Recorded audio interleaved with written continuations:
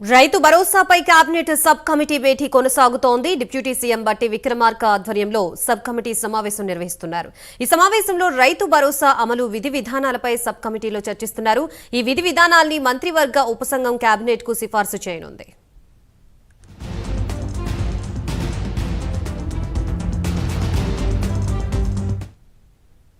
ప్రస్తుతం ఇదే అంశానికి సంబంధించి మనకి పూర్తి సమాచారం అందించడానికి మా ప్రతినిధి చందు లైవ్ ద్వారా సిద్ధంగా ఉన్నారు. చందు,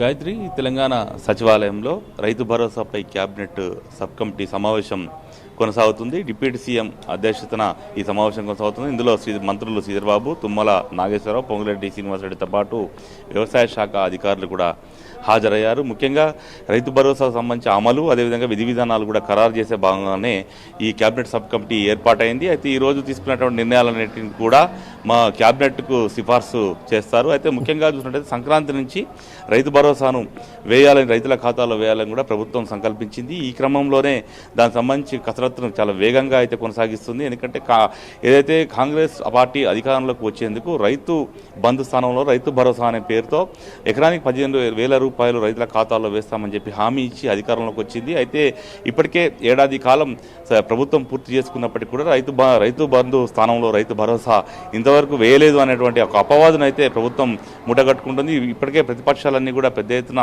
ఆందోళన కొనసాగిస్తున్నాయి, విమర్శలు కూడా చేస్తూ ఉన్నాయి. రైతు బంధు పథకాన్ని నీరుగార్చి రైతు భరోసా పేరిట తెచ్చారు, కానీ ఇంతవరకు రైతుల ఖాతాల్లో వేయలేదని చెప్పి కూడా ఒకవైపు విమర్శలు చేస్తుంటే ప్రభుత్వం కూడా అంతే ధీటుగా కూడా చెప్తుంది. ముఖ్యంగా చూసినట్లయితే రైతు భరోసాకు సంబంధించి గతంలో ఉన్నటువంటి ప్రభుత్వం కొండలు, గుట్టలు, అదేవిధంగా రియల్ ఎస్టేట్ వ్యాపారులకు, రియల్ ఎస్టేట్ భూములకు కూడా రైతు బంధువును అప్పుడు వేశారు. 100 ఎకరాలను ఆసాములకు కూడా రైతు బంధువులను వేశారు. దీనివల్ల దాదాపు 20,000 కోట్ల రూపాయల నష్టం, ఆర్థిక ప్రభుత్వానికి నష్టం కలిగింది. కాబట్టి అలాంటి భూములకు మేము వేయము అనేటువంటి ఒక సందేశాన్ని అయితే ఈ ప్రభుత్వం ఇస్తోంది. ముఖ్యంగా చూసినట్టయితే దీంతో పాటు కట్ ఆఫ్ పెట్టాలనుకుంటాం. 100 ఎకరాల రైతులకు కాకుండా 10 ఎకరాలు కానీ లేకపోతే 7 ఎకరాలు కట్ ఆఫ్ పెట్టి ఆ రైతులకు మాత్రమే ఆ రైతు భరోసాను వేయాలని కూడా ఈ ప్రభుత్వం భావిస్తోంది. ముఖ్యంగా చూసినట్టయితే ఇప్పటికే ఈ రైతు భరోసా సంబంధించి ఇటీవల శాసనసభ సమావేశాల్లో కూడా చర్చ అయితే స్వపక్షాలకు చర్చ జరిపారు. అందరూ అభిప్రాయాలు తీసుకున్నారు, వివిధ పార్టీల అభిప్రాయాలు.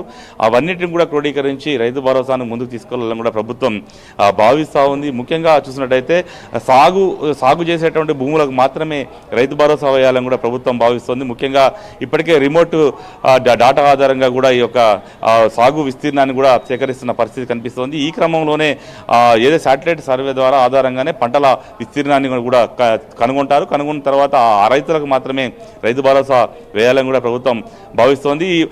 అయితే దీన్ని రైతు కుటుంబం యూనిట్గా తీసుకొని రైతు భరోసాను ఇంప్లిమెంట్ చేయాలా, లేకపోతే కుటుంబంలో ఎంతమంది ఉన్నా వాళ్ళందరికీ కూడా రైతు భరోసా, భూమి ఉంటే రైతు భరోసా అమలు చేయాలని దానిపైన తీవ్రంగా కసరత్తు అయితే చేస్తూ ఉంది. ముఖ్యంగా ఇప్పటికే రైతులంతా కూడా చాలా ఆశగా ఎదురు చూస్తున్నారు రైతు భరోసా ఎప్పుడు పడుతుందని. కాబట్టి ఈసారి యాసంగి పంటకు నుంచే రైతు భరోసాను వేయాలని కూడా ప్రభుత్వం భావిస్తుంది. ముఖ్యంగా సంక్రాంతి నుంచే రైతు భరోసా వేయాలని అనుకుంటుంది. కాబట్టి ఖచ్చితంగా ఈ లోపలే విధి విధానాలను కూడా ఖరారు చేసి త్వరగా రైతు భరోసాను ప్రజల్లోకి తీసుకెళ్లాలని కూడా ప్రభుత్వం భావిస్తుంది. అందులో భాగంగానే ఈరోజు సచివాలయంలో కేబినెట్ సబ్ కమిటీ సమావేశం కొనసాగిస్తోంది. Gayatri, right, thank you Chandu.